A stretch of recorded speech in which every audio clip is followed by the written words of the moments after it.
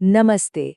क्या आप तैयार हैं एक ऐसे जादुई सफर पर चलने के लिए जो बिल्कुल किसी एनिमेशन फिल्म जैसा महसूस होने वाला है?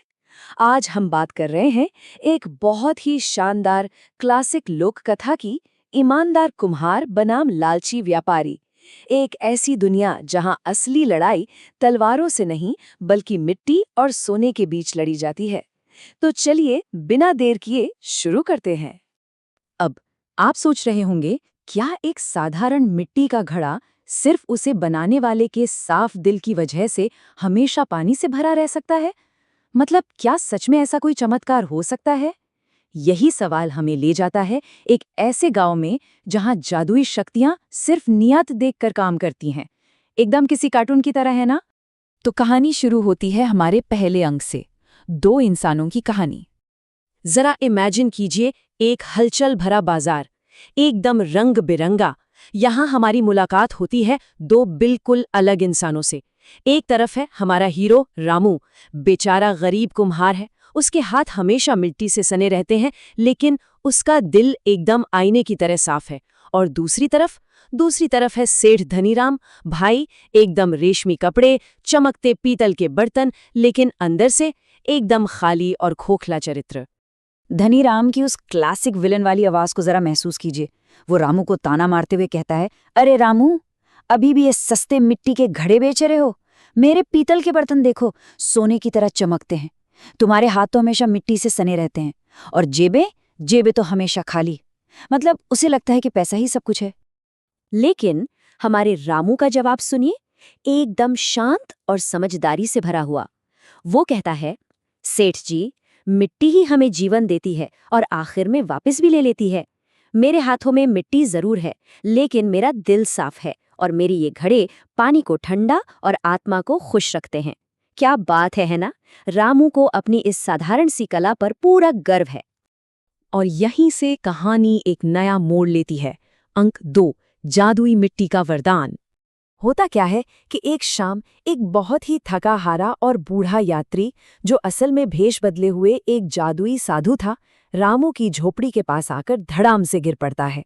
और रामू बिना एक पल सोचे अपनी आखिरी रोटी और पानी का घूंट उस अजनबी को दे देता है। यही वो छोटी सी निस्वार्थ घटना है जो आगे चलकर सारा जादू जगाने वाली है। अब देखिए, हर जादू के कुछ नियम होते हैं, राइट? साधु रामू को खुश होकर एक छोटी सी थैली देता है जिसमें अनोखी मिट्टी है। नियम एकदम साफ हैं। पहला, इसे साधारण मिट्टी में मिलाओ। दूसरा और सबसे जरूरी, पूरी ईमानदारी से घड़ा बनाओ। अगर मन में थोड़ा सा भी खोट है तो जादू फुस। और तीसरा, इससे हमेशा मीठा और ठंडा पानी मिलेगा। रामू का दिल साफ था, इसलिए उसके बनाए घड़े से अब छपाक छिपाक मीठा पानी छलकता रहता है। लेकिन जहां रोशनी है वहां परछाइयां भी होती हैं। अंक 3, लालच और परछाइयां। अब आप बाजार का नजारा देखिए। रामू के इन जादुई घड़ों को देखने के लिए लोगों की भारी भीड़ उमड़ पड़ी है, मीलों लंबी लाइन। और धनीराम, उसकी शानदार दुकान एकदम सूनी पड़ी है। उसका सारा घमंड चकनाचूर हो रहा है और उसके अंदर भयंकर जलन का कीड़ा कुलबुलाने लगा है। उस लालची सेठ के दिमाग में अब एक भयानक प्लान पक रहा है। वो सोचता है, इस भिखारी कुम्हार को तो खजाना मिल गया है। अगर मुझे वो मिट्टी मिल जाए तो मैं राजा को जादुई घड़े बेचकर दुनिया का सबसे अमीर आदमी बन जाऊंगा। देखा आपने, मेहनत नहीं करनी, बस धोखे का शॉर्टकट लेना है। फिर आती है एक रहस्यमयी अंधेरी रात। सन्नाटा छाया है। धनीराम दबे पांव रामू की झोपड़ी में छिपकर घुसता है और वो जादुई मिट्टी की थैली चुरा लेता है। उसे लगता है कि उसने रामू की किस्मत ही चुरा ली। लेकिन असल में जादू मिट्टी में था या बनाने वाले के दिल में? चलिए, इसका फैसला अब राज दरबार में होगा। अंक 4, राजा का अंतिम परीक्षण। तो हम आ गए हैं राजा के भव्य महल में। दोनों की पेशकश जरा देखिए। धनीराम ने उसी चुराई हुई मिट्टी से एक घड़ा बनाया है और उसे ऊपर से सोने के रंग से पोत दिया है, एकदम चमचमाता हुआ। और रामू के हाथ में मिट्टी का एक साधारण सा बिना रंगा हुआ टुकड़ा है। एक तरफ पूरा दिखावा है और दूसरी तरफ एकदम कोरी सच्चाई। अब यहाँ सबकी धड़कनें रुक सी जाती हैं। क्या ये चुराया हुआ जादू उस व्यापारी के लिए काम करेगा जिसके मन में सिर्फ और सिर्फ लालच और खोट भरा है? राजा ने परीक्षण शुरू करने का आदेश दे दिया है। और तभी बूम, धनीराम का वो सोने सा चमकता घड़ा अचानक जोर जोर से हिलने लगता है। उसमें से मीठे पानी की जगह काला भयंकर बदबूदार कीचड़ बाहर निकलने लगता है।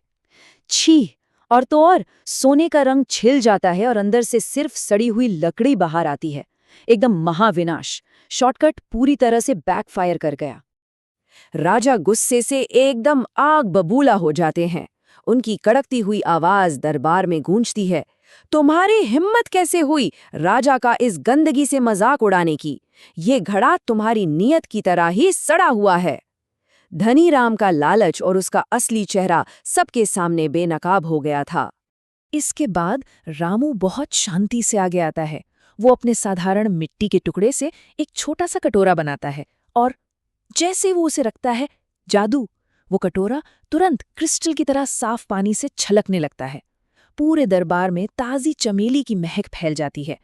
ईमानदारी ने अपना असली लाइव चमत्कार दिखा दिया था।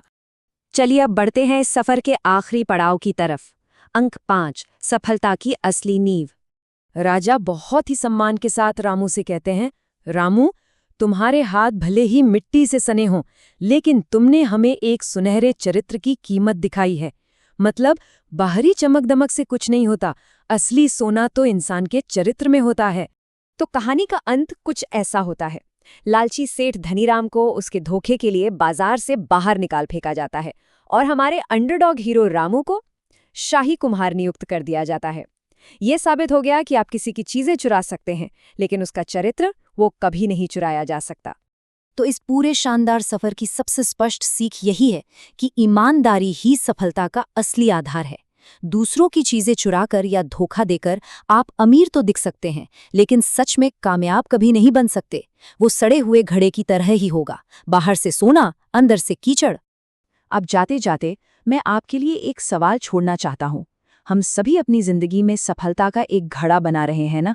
तो जरा सोचिए, उस घड़े को आकार देने के लिए आप किस तरह के चरित्र का उपयोग कर रहे हैं? इसी विचार के साथ इस रोमांचक सफर में हमारे साथ जुड़ने के लिए बहुत बहुत धन्यवाद। सीखते रहिए और अपने चरित्र को निखारते रहिए।